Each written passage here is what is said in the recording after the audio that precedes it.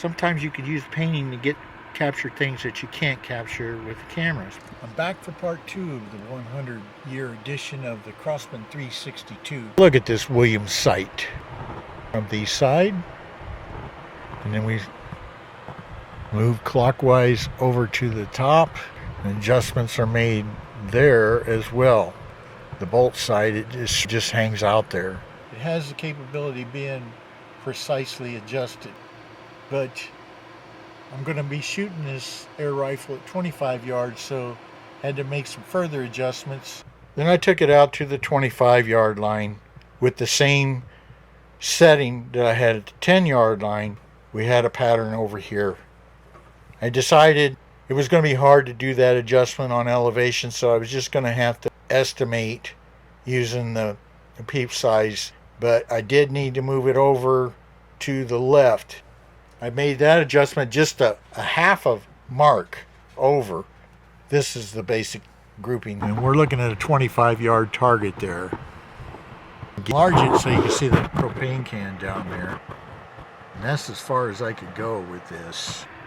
Sometimes you could use painting to capture things that you can't capture with a camera, especially a cell phone camera. So here I painted what you're actually looking through in the peep sight is the fiber optic right here. That's what you see when you're looking through the sight. And I even painted the little can, the propane can there, and the fluorescent orange sticker. That's about what you see looking through the sight at 25 yards. Using the same distance, but painting what I saw with the scope, you're going to have a target that's 4 times larger because it's 4 times magnification, and you have a clearer field of view. I like the traditional aspect of shooting through the Williams sight. It's a good challenge too. I'm going to use the same target as over here, the Birchwood-Casey 5 3/4 inch target, so I could see a little bit better. This is a 2-inch circle. That'll give me a little bit better target with the peep sight.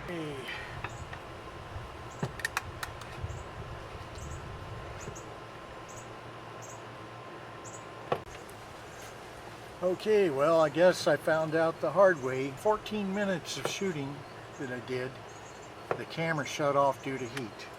I have the photos of the pellets hitting the target, so I'll just use those. Aiming for the side of the target. And then what I was doing after 3 shots, every 3 or 2, then I would look at the binoculars to see where it hit, and then I adjust fire from there. I figured part of the reason why you won't watch this video is to watch air rifles shoot.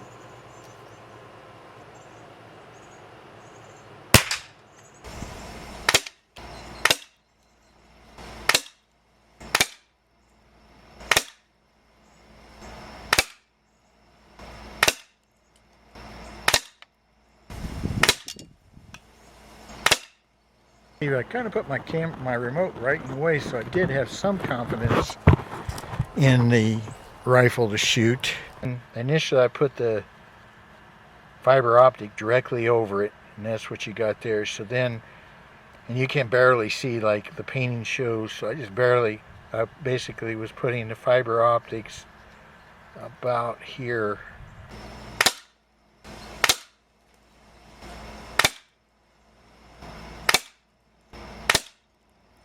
I don't think I could make the adjustment on the sight, so I would just have to know the distance and then adjust accordingly. I decided that having to aim high to get these things closer to the middle is unsatisfactory, so I'm going to have to make one more adjustment on the elevation. I'd still like to get it in a baseball size group at 25 yards. When I pulled it out of the package, the factory setting was on this one, so I ended up, for 10 yards, I ended up going up 2 hash marks, so I think I'm going to move it down 1. That's less than a millimeter. I will loosen this screw, and then the adjustment is made up here. So I'll come back. The adjustment is made. We'll see if that makes any difference. I only moved it down one little hash mark, and it looks like the hash marks are a half a millimeter. I tried shooting with that small adjustment, and that's what I got. It's 4 shots. So I'm going to go ahead and try it again.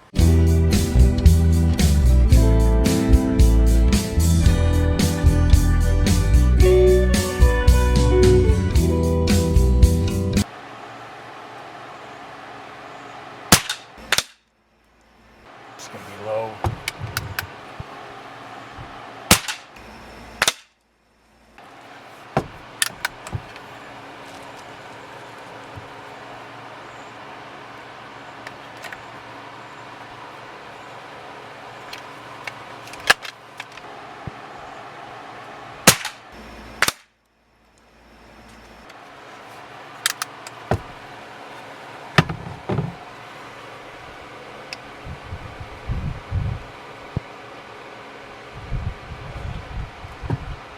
My adjustment a little bit, went down, but still in there in that middle part. That's good.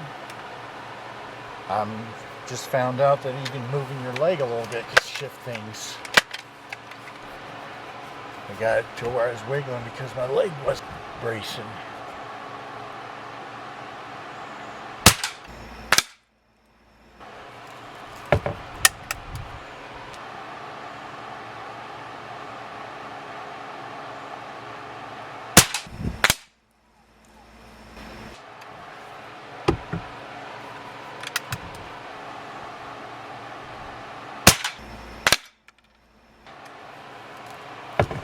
More. I think that's it.